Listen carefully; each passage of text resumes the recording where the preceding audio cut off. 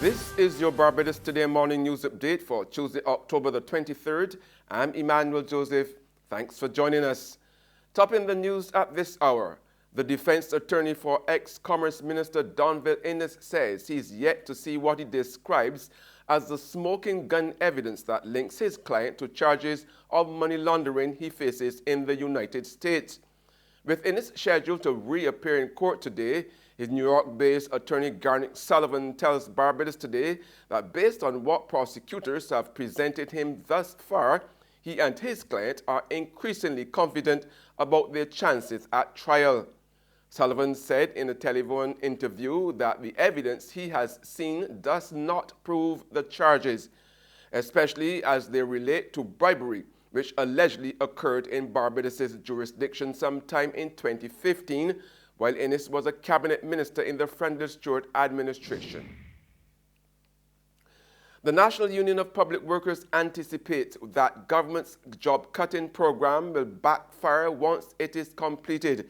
Assistant General Secretary of the union, Ben Waldron, foresees problems ahead for workers who are left behind. I suspect that you're going to get some problems in the operations of certain departments. If this has been executed despite their study and modernization, going digital and so forth, and then do some floor chart of operations, whatever they said they have done. The point is that it's going to really impact the operations of departments. Contrary to one thing, departments are not overstaffed.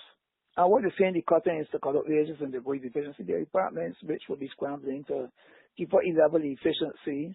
And the other consequence is that there's going to be pressure on the remaining human resources that they cut the slack now that you have no significant numbers of staff. So this can got consequences for the remaining public officers, especially in some departments. Meanwhile, government is expected to conclude phase 1 of its retrenchments tomorrow. The Mayor Motley-led administration is planning to send home some 1,500 public workers this fiscal year, starting with some 800 from central government. Among those who've already started to go home are security guards, postal workers, Ministry of Transport Works and Maintenance employees, and general service staff with packages. With as many as 40 people left homeless after a spate of fires this month alone, Minister of Home Affairs Edmund Hinkson is suggesting the time has come for homeowners insurance to be mandated by law. But Hinkson acknowledges that while the government was committed to addressing... We urge you, please insure your houses. One of the commitments of the government of which I am a part is to try to facilitate this. I mean, this is something that governments over the last 40 years have been trying to address, how to get compulsory home insurance, and it has defeated all previous governments. We are committed, even if not in the short term, in the long term, to try to facilitate this issue. Minister of Health and Wellness Jeffrey Bostic says there's need for more specialized nurses to cope with the challenges brought on by an aging population and the high incidence of chronic non-communicable diseases. Bostic was addressing the opening ceremony of the Caribbean Nurses Association's 31st Biennial Conference at the Hilton Barbados Resort yesterday. The healthcare industry in the Caribbean will require nurse leaders who can transform healthcare in ways that will ensure its sustainability. While Barbados remains well above the average ratio of healthcare professionals to population, we need to bolster capacity in specialized nursing disciplines such as intensive, palliative, ophthalmology, and pediatric care. There's regional and international news after this short break.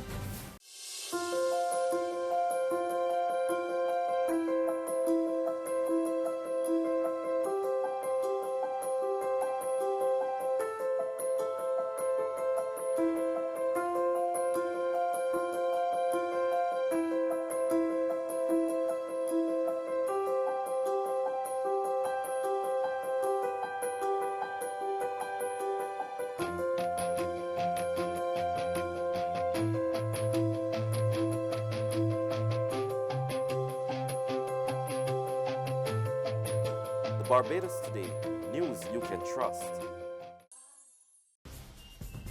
Welcome back with news from the region now. Trinidad and Tobago Prime Minister Dr. Keith Rowley will be asking Cabinet this week to release some $25 million in flood relief. Rowley described 2 days of recent flooding there as a national disaster. Rescue mission, the order of the day for groups like this one, along with the Coast Guard and Fire Service in Trinidad and Tobago between Saturday evening and Sunday morning. 2 days of persistent rainfall resulted in floodwaters close to 10 feet, leaving persons stranded for at least 24 hours. But by all indications, it could get worse. The rescuers used boats and rafts to assist those in need. Trapped inside their homes, on vehicles, and on roofs, persons did what they could to remain dry. Animals too sought refuge while others waited for help. But if getting to the rescue boat wasn't already a task, imagine this pregnant woman having to climb. In the meantime, Prime Minister Dr. Keith Rowley described the recent flooding as a national disaster. He noted that it's widespread and quite severe, and so will cost a lot of money to bring relief to people who have been affected. And on the international scene, a major cigarette manufacturer has launched a campaign to get people to stop smoking.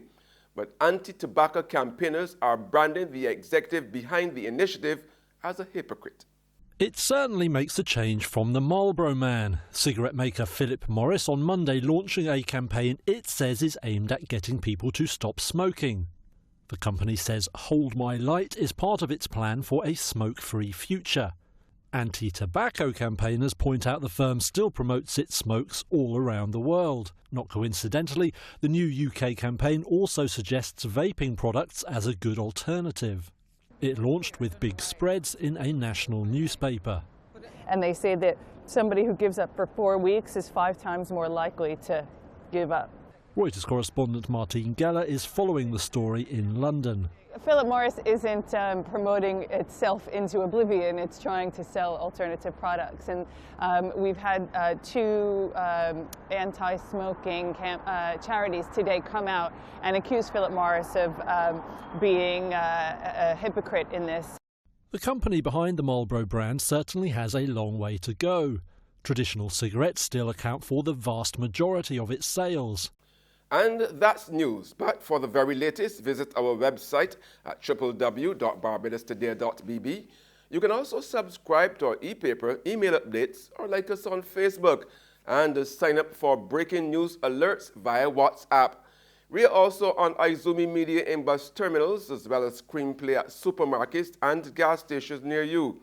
Now you can also hear us on Mix 96.9 FM.